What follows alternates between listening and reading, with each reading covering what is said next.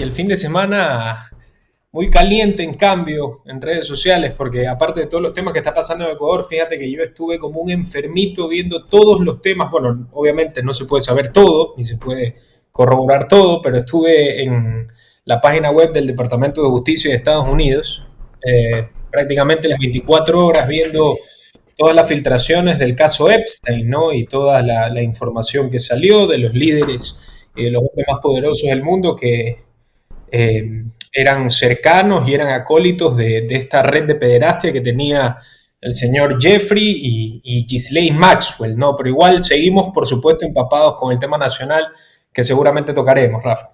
Se viene, así es. De hecho, lo que está tramitándose ahora en la Asamblea es algo importantísimo. Los dos proyectos económicos urgentes que envió el gobierno nacional respecto a poder aprovechar un poco más la minería en el Ecuador para que éste rinda tributo, el necesario tributo a las arcas del Estado, y por supuesto también el tema energético, que es para permitirle al sector privado la producción de energía y eventualmente también la venta de energía al Estado, que fue también, esto que se está mencionando, fue también un pedido explícito, taxativo de la Corte Constitucional para en un futuro el gobierno presente un proyecto de ley respecto a estos temas. Y lo está haciendo. Venía escuchando al secretario jurídico de la presidencia, a doctor Enrique Heredia Bonet, mencionar estos temas en contacto directo, y la verdad es que es lo necesario. Y claro, esto es un puntal importante para poder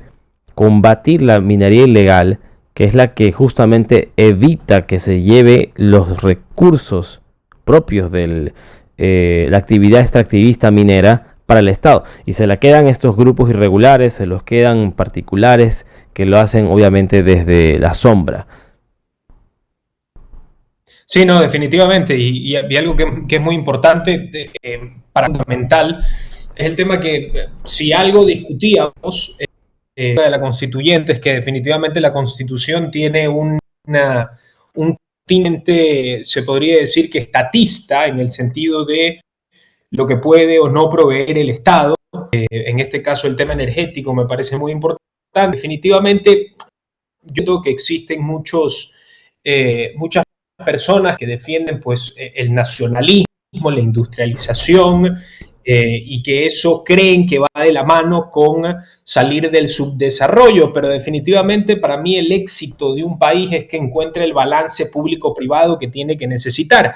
Para mí los dogmas de todo tiene que ser público, todo tiene que ser privado, son los que realmente hacen daño a los países. En este caso, Ecuador es un país que por distintas razones, el sector público no ha podido proveer en ese sentido, pues la energía, bueno, por el estiaje, por todos los temas que ya tenemos como pruebas fidedignas, pero en este caso que Ecuador se abra a posibilidades, en este caso que la energía también pueda venir de empresas privadas, no es un punto negativo a mi criterio personal. Hay personas que lo ven como vender al país o todo este tipo de cosas. Entiendo que si viene una empresa canadiense yo qué sé, a un sector protegido de alguna zona, pues que tiene mucha biodiversidad en el Ecuador, entiendo que hay un escándalo, que la gente pues proteste de cierta forma o de cierta otra, pero en este sentido Ecuador es un país que tiene carencias energéticas muy claras. El presidente, bueno, ha puesto aranceles a Colombia, lo cual yo honestamente no lo puedo comprender, pero en este sentido al menos se está buscando a una solución, digamos. Si no estás de acuerdo con que el presidente haya puesto aranceles a Colombia, que al menos es mi posición, está bien, al menos está buscando la alternativa para que Ecuador el día de mañana no padezca lo que padecería si es que nos mantenemos inmóviles con la medida que se ha tomado. Entonces, justamente para eso ADN tiene la asamblea para ellos, y justamente por eso pusieron en la Secretaría Jurídica a Enrique Herrería, para que se puedan hacer estas reformas que tanto se habló en la época de la constituyente, para que se pueda cambiar el país. Yo no cambiar la constitución completamente, ya no se puede, pero ciertas reformas sí pueden hacer cambios no profundos, pero necesarios, ¿no? Así es, y lo que buscan estos proyectos, para quienes nos escuchan, es básicamente modernizar en el marco legal el tema minero y la seguridad jurídica en cuanto a la eficiencia regulatoria del sector también energético. Es decir, que el Estado tenga mayores ingresos fiscales, y que el suministro eléctrico pueda fortalecerse con estabilidad económica del Estado. Ahora, esto es importantísimo porque tiene como objetivo también uno de los proyectos de ley que fueron ya aprobados por el CAL, es incorporar a la legislación actual, al Código Orgánico Territorial, que es el COTAD, reglas de juego, reglas fiscales un poco más eficientes que les permita, o más bien los estimule a gastar su presupuesto en cuanto a la inversión, el mantenimiento de los servicios públicos y cumplir con sus competencias para la planificación y la sostenibilidad de los gobiernos autónomos, entiéndase prefecturas, prefecturas. Y esto también, por supuesto, es lo que les permite trabajar en inversión. Es decir, que la gente, que los gobiernos autónomos ejecuten presupuestos para el desarrollo social de sus cantones, de sus provincias. Y me parece que esto responde a un sentido de integralidad en el cual el Estado también debe hacer lo propio. Ejecutar su presupuesto en los ministerios, ejecutar su presupuesto en el sector social, para que todo esto tenga una complementariedad a nivel nacional y que asimismo también los gobiernos autónomos puedan también hacer en el mismo sentido desarrollo social en sus territorios. Y en el tema que tú dices de los gobiernos autónomos de la ejecución, yo creo que per se, digamos, añorar eso no es malo, todo lo contrario. De ahí la pelota pasa a la cancha del gobierno, que ellos ejecuten los presupuestos para que los gobiernos autónomos puedan hacerlo también. O sea, se podría decir que es un juego de dos en este sentido. Ahora bien, si es que esto pasa, que es lo más probable, ahora los gobiernos autónomos van a tener la posibilidad de poder decir, ok, tengo esta legislación que tengo que ejecutar la mayoría de mi presupuesto, o que la gente pueda comprobar que estoy ejecutando la mayoría de mi presupuesto, y en el caso de que no se pueda, haya una demostración o se vea que no estoy haciendo o que no estoy ejecutando, en parte también se puede señalar a la cadena de mando que viene desde arriba, que es la ejecución presupuestaria que hacen los ministerios. Entonces, como digo, per se no se puede refutar este tema, como para mí tampoco se puede refutar el tema de la energía, que, como digo, no son medidas malas ni buenas, sino que son medidas que, si se llevan a cabo correctamente, si son bien ejecutadas y no se dejan vacíos legales para ignorar estas situaciones, son para el beneficio del país. Totalmente, totalmente. Y esto solamente funciona si trabajamos en conjunto. Es decir, los ministerios tienen que estar convencidos de que tienen que hacerlo de este sentido, alineados. Todos los gobiernos autónomos descentralizados tienen que estar alineados en este norte, ¿no? Trabajar con el presupuesto destinado no solamente para gasto corriente, que es el principal factor por el cual gastan su dinero, el dinero presupuestado de los gobiernos autónomos, sino que también tiene que estar destinado, que es lo principal, al sector social, desarrollo en inversión social.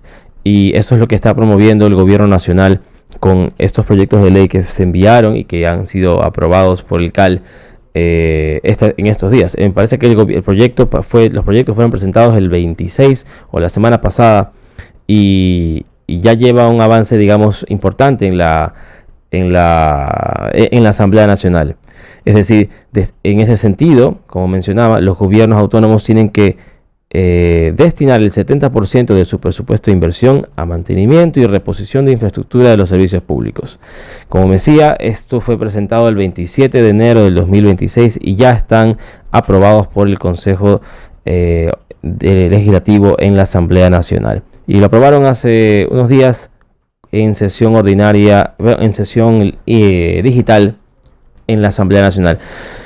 Cuéntame, más bien en este sentido, Ricardo, ¿tú qué opinas? Estos proyectos de ley tienen que la liberación de la producción de energía en el sector privado ya estaba, digamos, normado por la Corte Constitucional.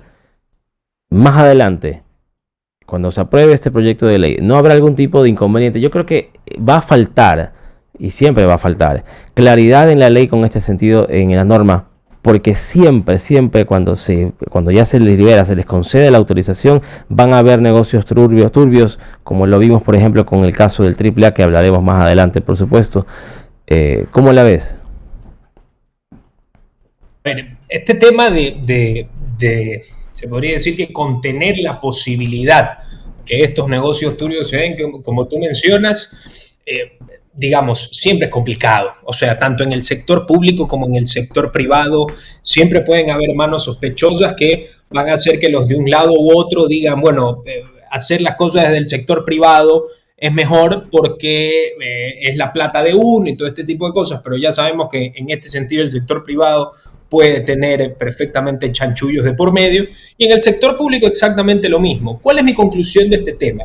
Para no darle mucha vuelta al tema energético.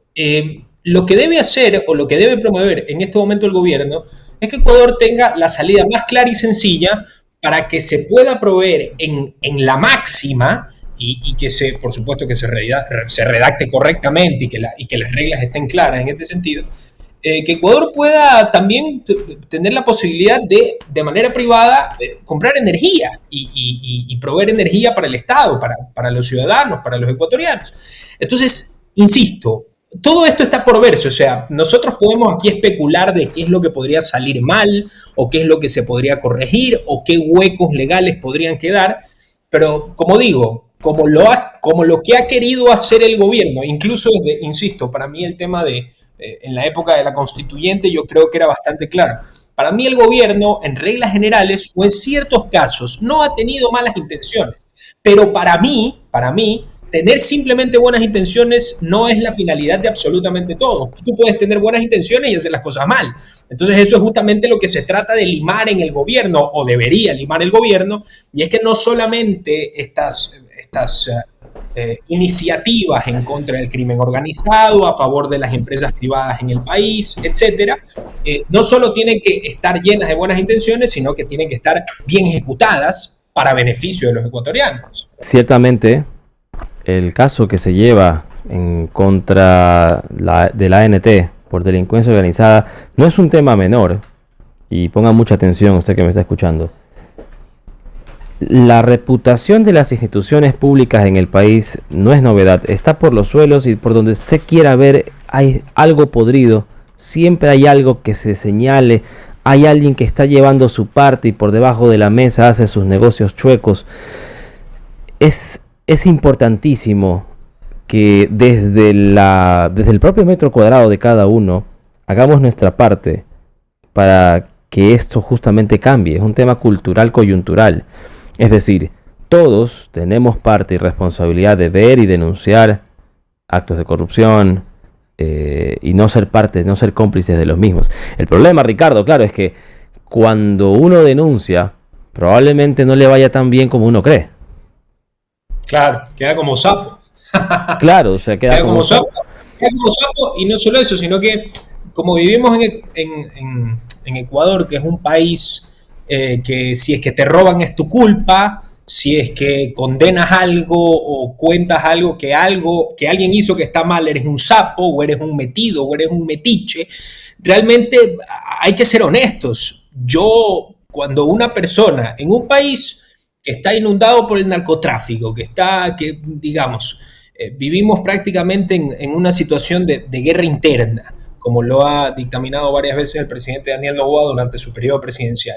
Lo que quiero decir con esto es que Ecuador es un país donde la gente no se fía de las autoridades competentes, no se fía de los procesos de reclamaciones, de denuncias. Parece que todo está amarrado, parece que todo está condicionado. Entonces, si un ecuatoriano me dice, oye, Ricardo, vi algo, pero ¿sabes qué? Preferí no decir nada porque de repente me meto en algún problema. Moralmente puede ser cuestionable, pero de ahí, de supervivencia personal, o de no querer meterse en un problema, donde en Ecuador meterse en un problema no es meterse en una discusión o en un tema legal, sino en Ecuador meterse en un problema puede ser que te metan un tiro, ¿ya? O que directamente las autoridades competentes, digamos, ya estén condicionadas a favor de la otra persona porque la otra persona tiene más contactos o tiene más billete que tú.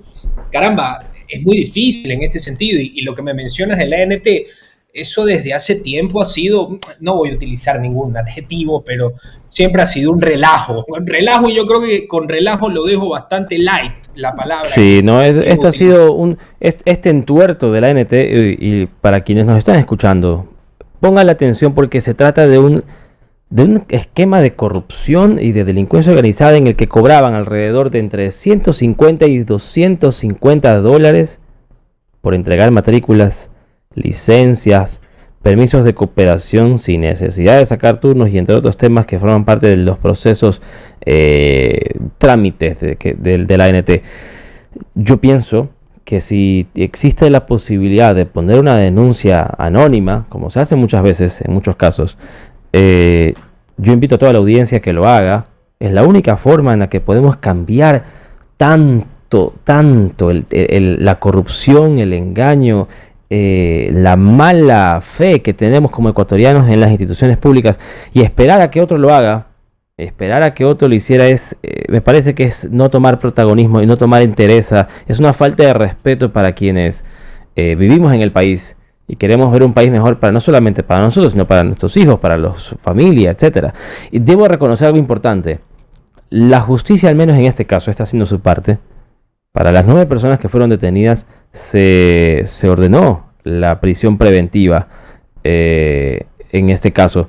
Eso quiere decir que, al menos por ahora, no se les va a dar medidas, las famosas medidas sustitutivas con las cuales podrían fugar, como por ejemplo presentarse periódicamente o prisión por casa, etcétera. Entonces, pienso yo que ahora la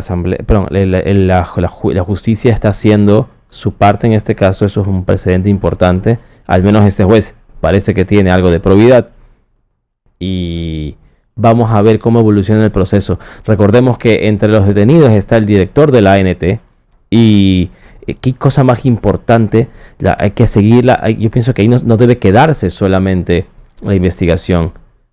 También debe investigarse quién propuso ese nombre, quiénes votaron a favor de ese nombre. No, así como la UAF investiga de dónde viene el dinero, quién lo trajo, dónde lo puso y quién lo dio, acá también debería investigarse quién lo propuso, quién votó, de dónde salió y ver qué otro entuerto, qué otra maña, qué otro interés hay detrás de promocionar nombres de personas que lideran estructuras criminales para beneficiarse a costa del pueblo. Y por supuesto lo que tú dices de quién lo propuso, quién lo puso ahí. Generalmente todos esos temas ya están amarrados previamente. O sea, hay personas que son idealistas y creen que ese es el caso, pero muchas veces estas elecciones democráticas dentro de ciertas instituciones parece que pues se promueve la libertad de decisión, que la voz del pueblo es la voz de Dios, pero generalmente pues en estos temas ya todo está pactado, ya todo está mañado. Para mí, estos señores definitivamente pagan los platos rotos de décadas que llevan en este sentido. Para mí esto no es algo que en medio año o en un año lo hicieron. Por supuesto, lamentablemente, si es que tú llevan 50 años haciendo las cosas mal y te dejaste coger algo peor que los demás debiste haber estado haciendo, o tal vez quienes debían estar fiscalizando estos temas lo están haciendo mejor, que es un dato que no es menor y que hay que recalcar. Pero en este sentido, pues, si es que se quieren cambiar las cosas, este señor se va a ir, lo van a meter preso, meterán preso a quien se les dé la gana, pero el status quo es el que es.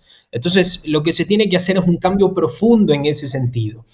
Automatizar ciertos procesos, digitalización. O sea, lo que nosotros también tenemos que entender es que cuando estas cosas de que se compran turnos y estos temas, todos salen beneficiados. O sea, no es que hay un peso allá arriba que es el que recibe todos los cachuelos. O sea, esto es una línea de repartición y esto pasa en muchísimos órganos públicos. Entonces ahí lo que se tiene que hacer es hacer un cambio estructural. O sea, insisto, se lo puede meter preso y está bien y queda pues el tema en medios de comunicación y la amenaza para que la próxima persona que preside el ANT o trabaje en el ANT sabe que tiene que hacer las cosas mejor.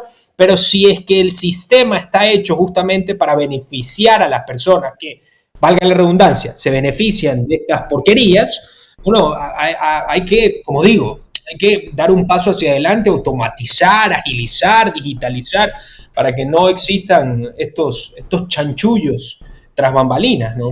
Así es, definitivamente. Y eso también, como decía, en eso tenemos parte todos. En eso tenemos que aprovechar espacios denuncia, y si es posible denuncia anónima, para evitar complicaciones posteriores. Pasando de tema a algo más local, digamos, en tema político. Leonidas Giza pasó de la CONAIE a la Ecuarrunari, y probablemente se pregunten qué es la Ecuarrunari. Es la Confederación de Pueblos de Nacionalidad Quichua del Ecuador. Es uno de los bloques importantes de incidencia social y política del sector indígena del país, que agrupa, por como decía, pueblos indígenas de la Sierra Ecuatoriana, que tienen como objetivo la defensa de sus territorios, la autonomía, promoción intercultural de sus derechos colectivos, de sus pueblos y nacionalidades. Este grupo, recordemos que Leonidas Giza fue presidente de la CONAIE. Digamos la parte CONAIE está por fuera del sector político, pero tiene su influencia, ya que el brazo político de la CONAIE es Pachacutic. Y entre ambos, en los últimos años hemos visto cómo se ha ido erosionando la relación entre estas dos cartas, por así decirlo, porque sus liderazgos han sido bastante fuertes. Sus liderazgos han habido oposición en las ideas que promueven. Y parece ser que en esta ocasión Leonidas Giza está intentando tomar un poco más de distancia y abrirse en un nuevo espacio como presidente de la Ecuarrunari, para poder terciar más adelante algún tipo de liderazgo político. ¿Tú cómo la ves? A ver, Leonidas Giza definitivamente yo creo que quiere marcar un paso bastante... Es un movimiento político muy contundente, porque se podría decir que se desmarca o, digamos, crea un nuevo contexto alrededor de su figura política, porque como nosotros sabemos muy bien, la figura política de Leonidas Giza o de los movimientos indígenas se disparan en beneficio o en imagen pública favorable antes del año 20, en el año 2019, cuando empiezan las protestas contra Lenín Moreno, que después, de hecho, Yacu Pérez en las elecciones recibe el residuo positivo de esas movilizaciones y casi llega a la segunda vuelta con Guillermo Lasso. Para hacer el flash forward y hablar directamente de Leonidas Giza. Para mí Leonidas Giza se quedó con el mal sabor de boca de este matrimonio forzado que siempre se trató de hacer con el correísmo, para poder pues ganar músculo en la Asamblea Nacional, para poder aprobar leyes, digamos, para hacer un bloque, ya como se conoce coloquialmente en política. En este caso yo creo que Giza se va o abre su camino hacia Ecuarrunari, gana esta situación, y eso se podría decir que le da cierta frescura política. Vamos a ver ahí cuáles son las decisiones que él toma para poder promover las cosas que él quiere para el Estado plurinacional y todos estos temas de los derechos indígenas que trató o pasó o trataron de empujar en el último paro nacional. Pero lo que quiero decir con esto es que para mí Leonidas Giza, como actor político o como terrorista, yo creo que definitivamente, si es que se va a Ecuarrunari, me imagino que va a ser para lavar su imagen y para promover desde ese sector y desde la política y la civilidad las cosas que él quiere proponer para el país. Pero de ahí, como digo, yo no creo que él vaya a Ecuarrunari para tener una nueva tarima para nuevamente pues salir a las calles a reclamar, que como digo, lo que vimos, y hay que decir las cosas con honestidad, en la última consulta popular, si algo vimos es que la retórica que dijo el gobierno de que ellos ganaron el paro, más o menos se desestimó, porque en los sectores más fuertes del último paro nacional, el gobierno recibió una paliza en la consulta popular. Entonces no era tan cierto eso de que las personas que estaban ahí amaban al gobierno y a las fuerzas del poder y todo este tipo de temas. Lo que quiero decir es que no hay que irnos de un extremo al otro. Si es que Leonidas Giza quiere ser un personaje político relevante y social en el país, que lo haga ahora desde Ecuarrunari, que tiene una nueva oportunidad con civilidad para querer promover lo que él quiere promover, y no a través de las antorchas y de los pinchos y de las armas y de armar relajo en el país, que como digo, perjudica a todos. O sea, puede salir mejor o peor para uno, pero perjudica a todos.